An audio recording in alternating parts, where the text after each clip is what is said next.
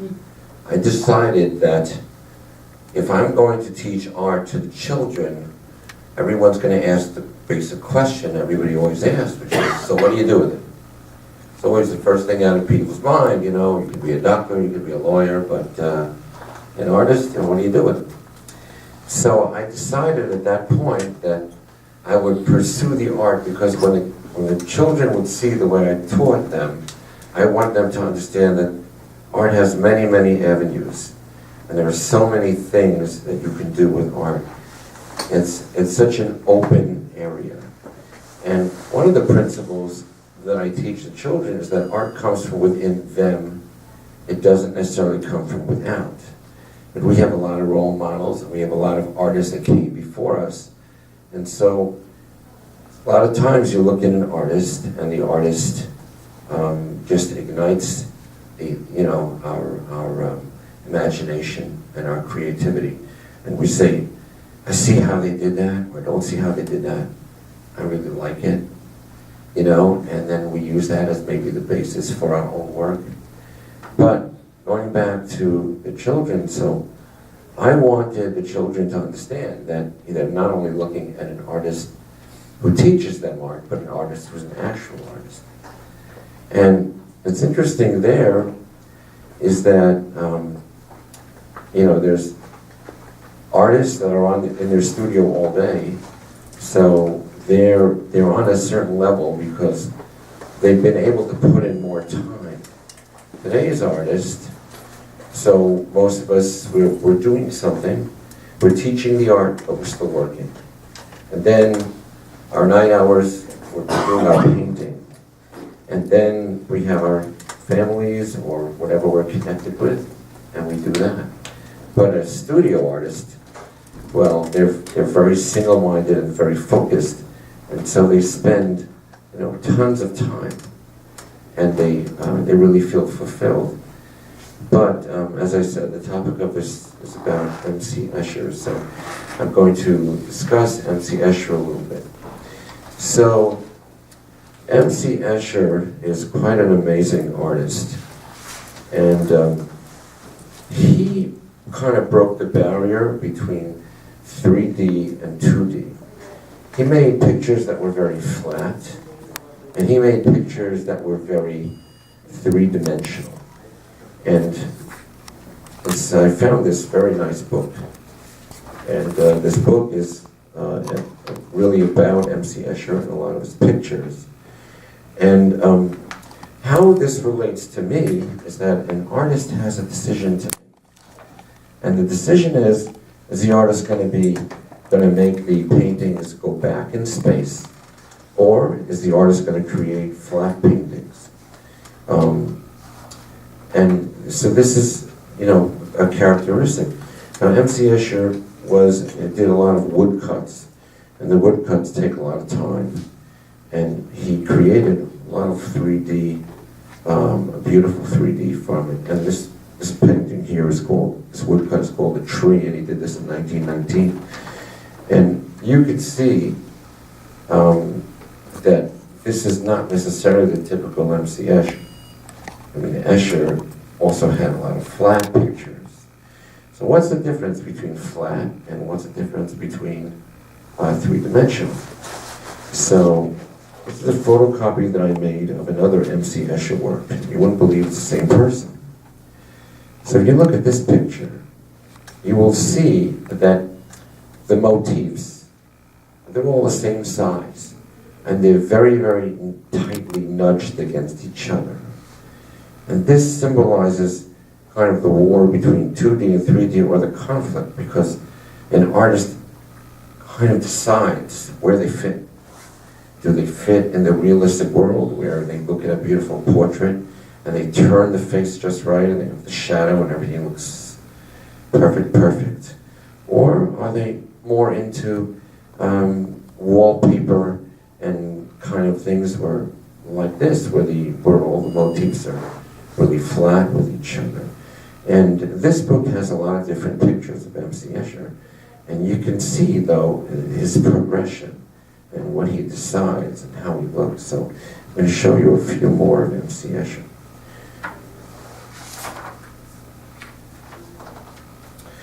So this woodcut he did in 1928, and take a look at it. So if you look at this one, the one on my right, this one here, you'll see it's really three-dimensional. Things really go back in space, and it doesn't look much like the one I just showed you. But the work is all beautiful. And, you know, he has some architectural, and also there's the biblical influence. This one is called the Tower of Babel. And people who know about the Tower of Babel know that this was a tower that was built basically to fight God, and that God basically changed everybody's language, so at some point they just couldn't win because they couldn't communicate with each other. And it's interesting that Escher chooses this as it's one of his pieces. And this was done also in 1928. So you have work that's early and you have work that's late. So let's take another look later on at the kind of things that Escher is doing. So Escher, this is a lithograph, and this is from 1960, so this is much further on in his life. So you see that he's continuing to refine his process. And it certainly looks like a beautiful, beautiful 3D picture. But let's go back for a moment and take a look at this photocopy of his birds. And if you notice, very, very flat, all the birds, kind of the same size. So one of the things that an artist thinks about is flat drawing versus 3D drawing. And in 3D drawing, usually there's a size change. This is called plain filling motif with fish and bird, and this was in 1951. It's a linoleum cut, and if you take a look at this, very flat. That's 1951. So, you know, a lot of people like Escher, and he was very influential. He was very instrumental. Me, and here's this is called a New Year's greeting card from 1949. Again, you know, it's you're trying to figure out, you know, what camp is Escher in? Is he in the flat camp or is he in the 3D camp? I personally love his 3D stuff. You know, that's MC Escher. Here is one from 1953. It's a lithograph, and Escher was involved also 1953, another wood engraving. And take a look. These are very 3D in orientation, both of them. Are they all black and white? Well, the woodcuts, yeah, but you know, then of course you reproduce. However, they're reproduced. You really see the 3D aspects. But not every picture that he ever did was black and white. Here is some color work as an example. But again, this one is later, and take a look how flat his fish get. His birds.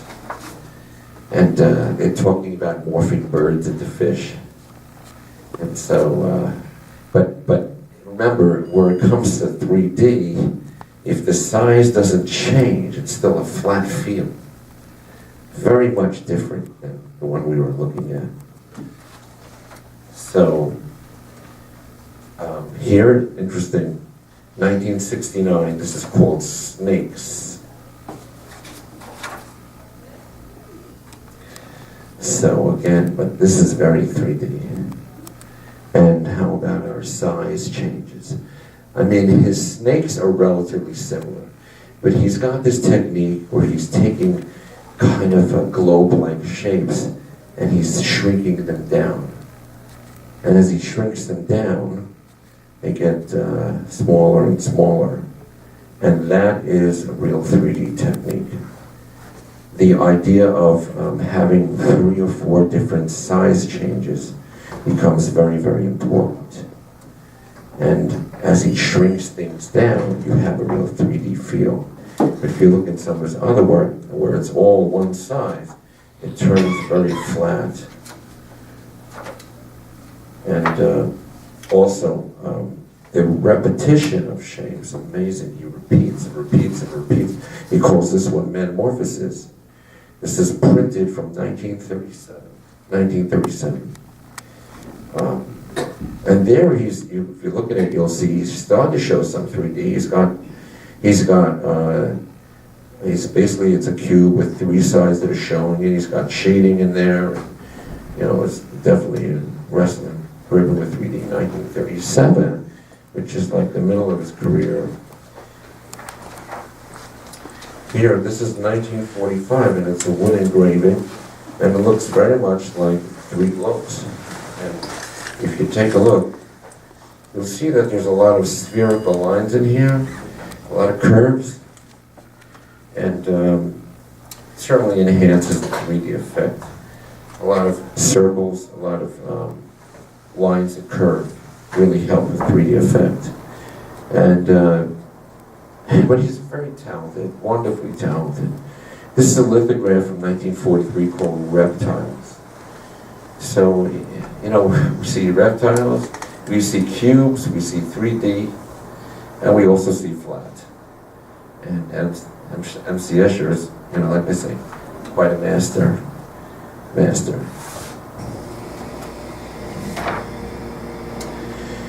A lot of artists practice drawing hands, and the more they practice drawing hands, the better their hands get. We say that hands and feet are very, very difficult to draw. Take a look at 1948, his lithograph, and ironically enough, it's called Drawing Hands. And he has just beautiful shading. Take a look at this. You know, when a person's first starting in art school, so the question is, are they a realistic artist or not? Can they draw? Can they draw? Can they draw? That's what the art school wants to know. And then what happens when you do flat art, but you really excellent at 3D art as well? So then people don't know where you fit. Pablo Picasso was amazing,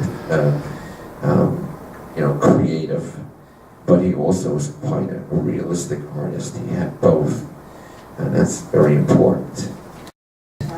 And I'm going to spend about, let's say, 20 minutes, and I'm going to show you all the pieces that I brought. I'm going to explain a little bit about them. And then after that, the rest of the time, we'll give you the free poster, and we'll also draw for, I decided that I would raffle off 6 of these, so that means your odds might be pretty good. Might be. But of course, 6 of these means that there are people that won't win the book. Sorry about that. All right. So one of the things that makes me a different artist is that, you know, I've been talking to marketing gurus lately, and the marketing gurus always tell me the same thing. They say to me, you know, what are you specializing in? Are you an abstract guy? Then, I want to see abstract. I only want to see abstract pictures. And I myself, I was traveling, and sometimes I go to an opening at a show in Manhattan. And there's a famous artist, Jim Dine, and he's famous. And I go on the wall, and as an artist, I'm always like, how much does Jim Dine charge for? So first of all, his painting is like one of those, that wall. That's how big his painting is. So they tell me he sold 3 that night. So how much did he sell it for? $375,000 each. So I'm going to myself, you know, it's very good. It's very good. I like that. I like how he's thinking. But an artist is so individual that I don't like staying in one genre. I don't want to be known as only the abstractionist. I'm like a 6-genre man. So I'm going to show you paintings and pictures, and where I use a different technique, I'll tell you about that too, and I'll tell you about the size. So we'll start off with this one. So, you know, it's an interesting thing about this. This is a 30 by 40 inch painting, and it is acrylic. Acrylic on canvas, straight acrylic on canvas. And so it has a painterly feel. And now I had 2 contacts from 2 different people, and they said to me, How much is it? I like it. I haven't sold it yet. But one was a friend of mine, and the other one, strangest story, the other one I connected with last night because my phone had gotten full on memory. And I called AT&T because they can remote your phone, they can take over your phone, just clean it up for you. And I like them, they clean it up. So I'm on the phone with this person, and the person is fixing my files, and the person says, hey, where'd you get this great painting? And I said, well, I sell paintings, I make paintings. And so this person said to me, you know, I'm looking for a painting for my daughter, and I'm looking for a painting where it really feels like the artist cares about the strokes that they make on the canvas. So I said, well, here's what you do. You go to my website, take a look at all my things, and then send me an email and tell me what your budget is. Now, why am I saying that? Tell me what your budget is. Because if I want X dollars, and they're so far below it, I'm buying it. So why, you know, it's like, yes, this is what we want, and then there's sometimes what we get, and then I'm always the same thing. So if I find out what they're thinking, I have a better chance of picking an appropriate size where I can maybe sell a piece. Because it turns out that this woman wanted hand done. And that's what a collector wants. So some of you are collectors. Some of you would not consider a poster or a print because you're buying the hand stroke of the artist. That's what you want. So any kind of reproduction is just a reproduction. And this woman, okay, she's a collector. So now I don't know if I'm going to sell it to her because it's in her court, meaning that she's got to email me now because I don't have her email because she wouldn't give me it. So that means... No, that means that I'm not sure how committed the person is. But you got to figure in about 5 to 7 days, you'll get the email, and then they'll tell you, oh, this is the one they really want. But here's the fun part. The fun part is, she's now asking me how much the price is. Now, all I did was I wanted to find out what she's thinking, and she's turning it back on me. So I said, all right. I said, this size is this price, that size, that price. So after I finished all the prices, she says, that's not a problem. Problem. So that's good. That means that she's finally ready to buy. It could be an easy sale. But I'm sorry, I digressed in terms of the art beauty of it. So here's the thing. I talked to you about MC Escher. So pattern, repetition, shapes. That is my abstract genre. Abstraction is the most natural to me that there is. Abstraction is where I started. I do abstract things out of my head like they're yesterday. But you notice I put up this one. Well, this one, like I said, was the marker. What did these two have in common? Well, first of all, let's talk about what they don't have in common. This is a square, 24 by 24 inches. And the reason I did that is I started painting bigger. And that one, 30 by 40, is about the biggest I'm painting right now. But the advantage is, if I paint even bigger, then people start to think, oh, it must be worth a lot of money. It must be, because you don't have that many people painting bigger. Now, of course, this advantage takes a lot longer. No. So, you have acrylic on canvas here, and you have marker here. And one of the wonderful people here at the break came over to me and said, so I see pencil on it. And you know, it's an interesting thing about pencil. And a lot of instructors say, well, we'll get rid of the pencil, get rid of the pencil. And yet, some people buy pencil drawings. They do, they buy pencil drawings because, again, it's still the hand of the artist. I say, I'm not that particular. You know, you show a little pencil.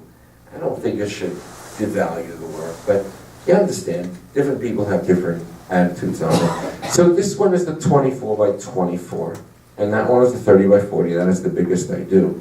So I'm going to put these down for now. I'm going to lean them against, and what I plan to do, Can I ask a quick question? Yes, Before sure. you take them away, where do you get your shapes from? Is it purely imagination, or are you looking at something and it hits you that way? you know, it's, like I said, it's a great question. So where do I get my shapes from? So a lot of the shapes I get are from my head, wholly from my head. But I'm also a geometric kind of person, so, I mean, you know, we've got our triangles in here, and our circles, and our squares, and yet we've got stuff that's not really circle, and it's not really oval. So, both. The answer is both. I get them both ways. But, and the other piece, and the other thing in here is that I deliberately kept the colors limited. I limited the palette, and remember, this is marker, so you limit the palette and it makes a more cohesive unit. It pulls it together. And then, so then the question was, well, we could paint, this is not painted in white. This actually is just the white of the canvas. And so you ask yourself, well, what if I had gone further and just painted white, you know? So the thing is with magic marker is, there's two types of magic markers. You got a water-based marker and you got a permanent marker. And if you're using any kind of water color or any other material, that would make the shapes run. So if you use a water-based marker, it's very dangerous, because if you do, then the moment you put paint on it, that wetness is going to make that shape run. So this one was done with a permanent marker, with a fine point. So when I get in on the magic marker, I get it clean.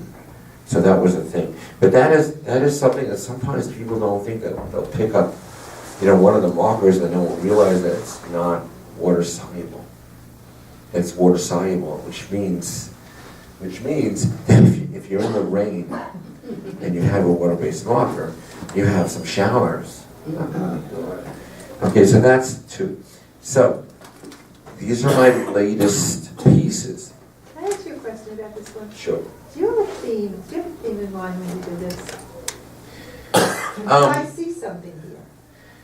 Well, you know, it's a funny thing about my paintings is that a lot of them mean a lot of things to a lot of people. And so, no, I didn't. You know, my principles have to do with interlocking of shapes and of changing the size of the pattern, you know, as in the MC Escher, and then really limiting it. But I'll show you another piece, right? I see on the right, I see a girl, on the left, I see a boy. I see dancing something. I did a painting in college, and it was 5 by 5, and I stretched it myself. And the thing, if that's 5 feet by 5 feet, and the thing is, right now it's in my mom's apartment hanging on her wall. But she always tells me, she says, oh, that looks like this, and looks like that. Then when someone else comes in, they tell me it looks like something else. But yeah, it's true that some of my work, you know, it is open to the interpretation of the people looking at it.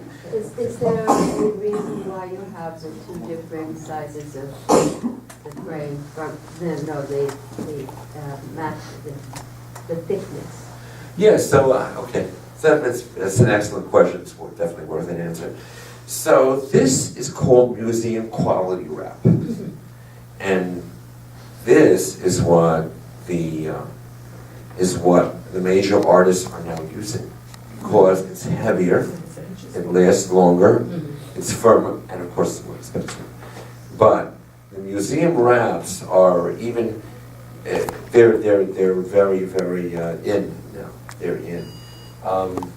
Some of the other wraps, so that's 1.5, and this is 3/4, and it's very important to kind of watch the edges, because some of the edges can fray on you a little bit if it's been around a long time. And you don't have that so much with the museum quality wrap. You know, if you talk to most artists, the first question you need to ask them is, how many paintings do you have in your basement? So let's face it, yes, you've sold a few, but you have many more. Okay, next genre. And here is an original. This is 16 by 20 inches. And it's called Nat's Luxury Boat, and this was the other one that was liked. And I went to the boat show recently, and I tried to convince the multimillionaires that they should hire me to paint their boat. And that was another story. So this is also acrylic. There may be some mixed media, there might be some marker here. Like I say, I like to combine things, which is not always good because when it comes to juried exhibitions and things like that, they want you to fit into a nice package. Nat Solomon doesn't fit into a package. Nat Solomon does his own thing. And my own thing is variety. I can do this, but I can also do this. And they're a little different. Now, in this one, I'm working from reference. Okay? I'm working from reference. And that means I'll get a picture of a boat that I like, and I'll make sketches. I'll make them in pencil, and I will transfer it onto this canvas. I mentioned before to people that you can draw it in pencil right on the canvas, or you can use a piece of tracing paper. You could draw it on the tracing paper. You could then blacken the back of the tracing paper, and then you could transfer it onto the canvas as a pencil sketch. And then you take your paint and you just paint the outline drawing of it before you start the rest of it. And it works very well. It works very well. I sold a reproduction of this, and I sold it in a way because I had it printed on canvas. Now, if you're a collector, you're not buying a printed on canvas picture because it's not the strokes of the artist. But I found a person, who wanted to buy, and he didn't want to pay for the original, but he liked the printed version they have now, so I sold it. So, why should I? So this is the original. Okay, what else can I show you? Oh, another genre, sports. So this one has a kind of glow to it, and the reason it has a glow to it is because it's ink. This is mixed media. And this is Dwayne Wade. And so this is genre number 3. And the genre is famous sports figures. So, and besides famous sports figures, I also do famous celebrities. For example, if you were around in the 60s, not born in 62 like me, you would have recognized the Beatles.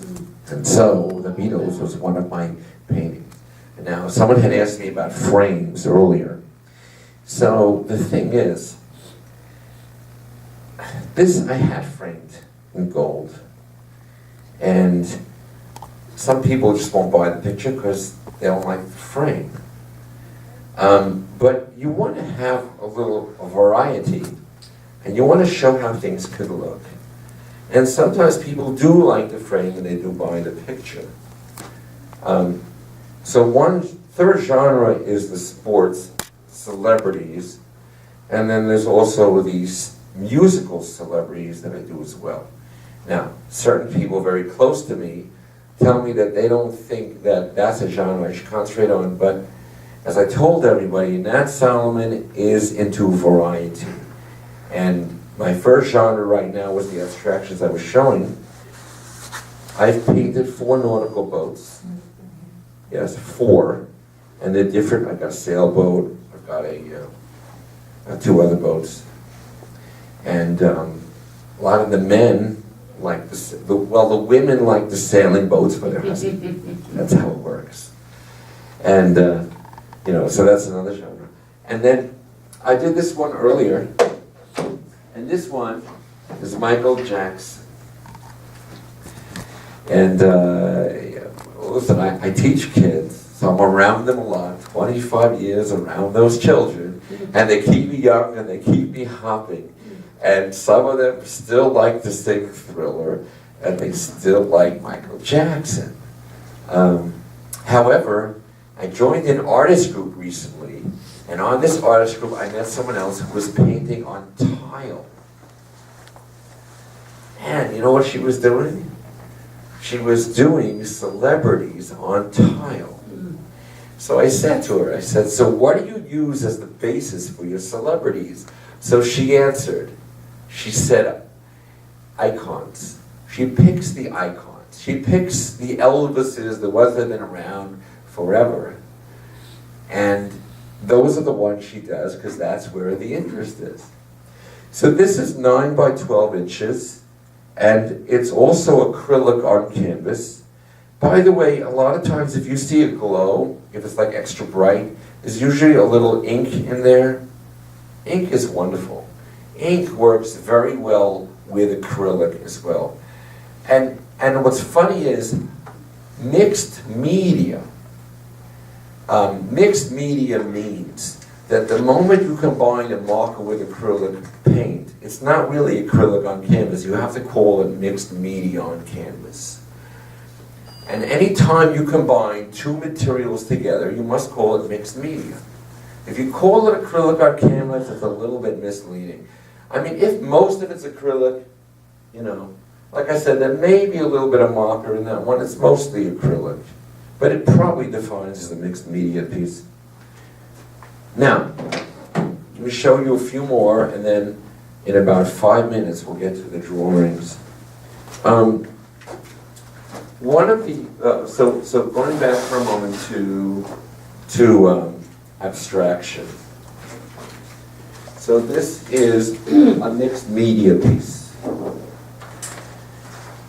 This is some nice watercolor paint. And you had mentioned, you had asked me before about, you know, the patterns. I think, you know, I see like a cow coming out of this one. But you have colored pencil, and you have magic marker, and there might be some permanent pen in there.